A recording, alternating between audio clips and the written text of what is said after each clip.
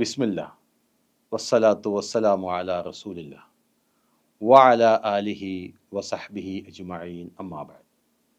സഹോദരന്മാരെ, സഹോദരികളെ, ക്ഷണിച്ചാൽ ക്ഷണം സ്വീകരിക്കണം എന്ന് നമ്മൾ പറഞ്ഞു. അത് ഇസ്ലാമിക മര്യാദയാണ്, വിശ്വാസികൾ പരസ്പരം പാലിക്കേണ്ട കടമയാണ്, കടപ്പാടാണ് എന്ന് നമ്മൾ പറഞ്ഞു. എന്നാൽ നോമ്പുകാരനായ ഒരാൾ ക്ഷണിച്ചാൽ അയാൾ എന്ത് ചെയ്യണം? നോമ്പ് ക്ഷണം നിരസിക്കാനുള്ളൊരു കാരണമല്ല. നോമ്പുകാരനെ ക്ഷണിച്ചാലും അയാൾ ക്ഷണം സ്വീകരിക്കണം. എന്നിട്ട് അയാൾ അവിടെ പോകണം. ഇപ്പോൾ ഒരു വിവാഹ സദ്യയിലേക്കോ മറ്റൊരു സദ്യയിലേക്കോ ക്ഷണിച്ചാൽ അയാൾ ആ ക്ഷണം സ്വീകരിക്കണം, അവിടെ പോകണം.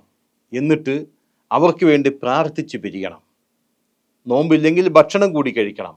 നോമ്പിന് ഭക്ഷണം കഴിക്കാൻ പാടില്ല എങ്കിൽ അയാൾ എന്ത് ചെയ്യണം? അവർക്ക് വേണ്ടി മഗ്ഫിറത്തിനും ബർക്കത്തിനും വേണ്ടി പ്രാർത്ഥിക്കണമെന്നാണ് ഇസ്ലാം പഠിപ്പിച്ചിട്ടുള്ളത്. അത് ഫർളായ നോമ്പാണെങ്കിലും സുന്നത്തായ നോമ്പാണെങ്കിലും എന്ന് മനസ്സിലാക്കുക. നബി സല്ലല്ലാഹു അലൈഹി വസല്ലം പറഞ്ഞു, ഇദാ ദുഇയ അഹദുക്കും ഫൽയജിബ്. ഒരാൾ ക്ഷണിക്കപ്പെട്ടാൽ ആ ക്ഷണത്തിന് ഉത്തരം ചെയ്യുക, മറുപടി കൊടുക്കുക, അത് സ്വീകരിക്കുക. ഫഇൻ കാന സ്വാഇമൻ ഫലിയുസല്ലി. അവൻ നോമ്പുകാരനാണെങ്കിൽ അവൻ പ്രാർത്ഥിച്ചു കൊള്ളട്ടെ. വഇൻ കാന മുഫ്തിറൻ ഫല്യത്അം. അവൻ നോമ്പില്ലാത്തവനാണെങ്കിൽ ഭക്ഷണം കഴിച്ചു കൊള്ളട്ടെ. അപ്പം നോമ്പ് ക്ഷണം നിരസിക്കാനുള്ളൊരു കാരണമല്ല. ക്ഷണിച്ചാൽ ക്ഷണം സ്വീകരിക്കണം, നമ്മളവിടെ പോകണം.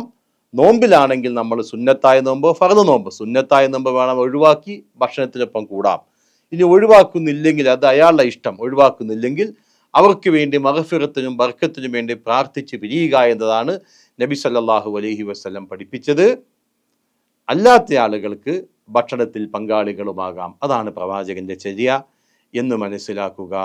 അത് പ്രവാചകൻ സല്ലല്ലാഹു അലൈഹി വസല്ലം അപ്രകാരം പറഞ്ഞിട്ടുണ്ട്. നോമ്പുള്ളയാളോട് അങ്ങനെ പങ്കെടുക്കാൻ വേണ്ടി പറയുകയും പ്രാർത്ഥിക്കുവാൻ വേണ്ടി ആവശ്യപ്പെടുകയും ചെയ്തിട്ടുണ്ട് എന്ന് ഹദീസുകൾ നമ്മളെ പഠിപ്പിക്കുന്നുണ്ട്. അസ്സലാമു അലൈക്കും വറഹ്മത്തുള്ളാഹി വബറകാതുഹു.